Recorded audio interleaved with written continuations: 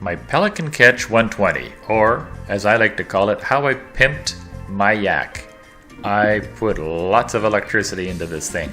At the front hatch, as you're going to see, I put a battery holder using that insulation foam, and I also put the transducer for my sonar.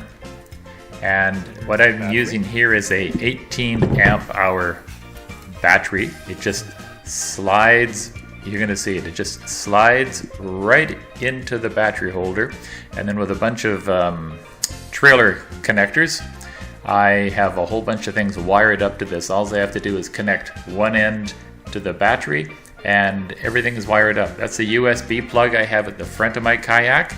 I can use it for powering my phone or whatever. I have switches by the side. On the left side, this switch, you're going to see here, I'm going to make it darker. This powers my anchor light, or my light. I went and put an uber bright light on the back, so when it's on, it lights up all around my kayak. And at the back, the light plugs into, again, another trailer switch.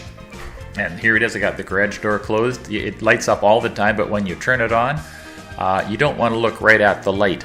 It's going to be hard on the eyes. I made it that bright. Why not? On the other side, I put another switch. This one is for night fishing, inspired by Justin of Kayak Catfishing. And when you turn this guy on, again, the light at the front has a trailer plug that connects into the wiring, so these things come on and off. And when you hit it, the light comes on, and I have it angled down so it's hitting from my neck below. It's not in my eyes. And boy, it's bright. But I should be making some good videos this summer.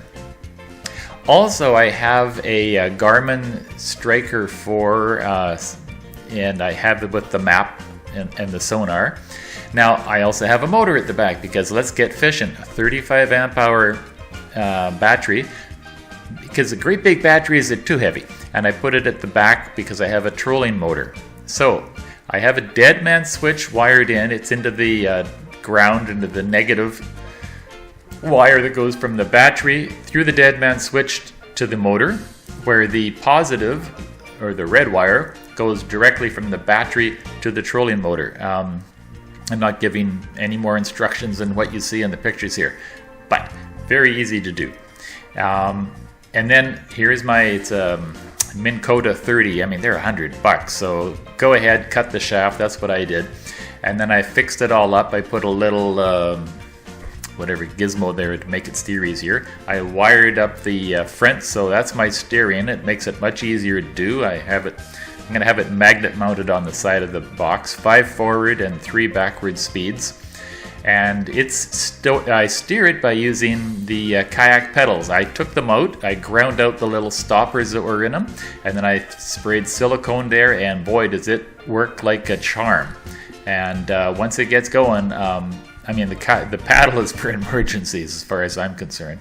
I can do about 4 kilometers an hour on this thing. And with that 35 amp hour battery, I can go about 3 hours. So that's pretty good.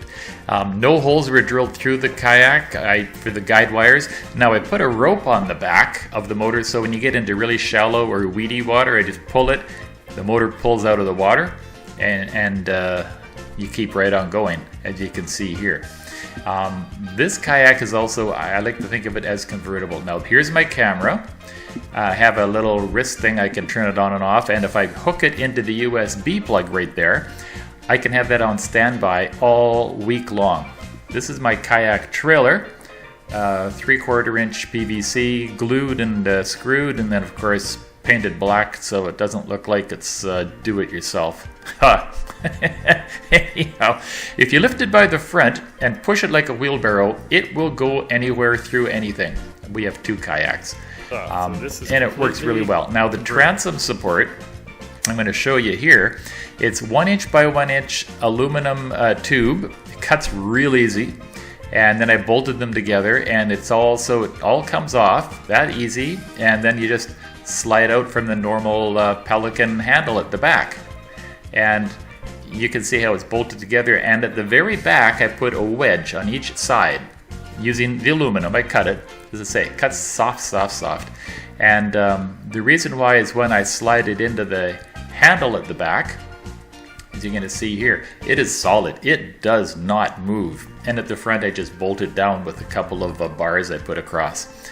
A hatch at the back, because why not?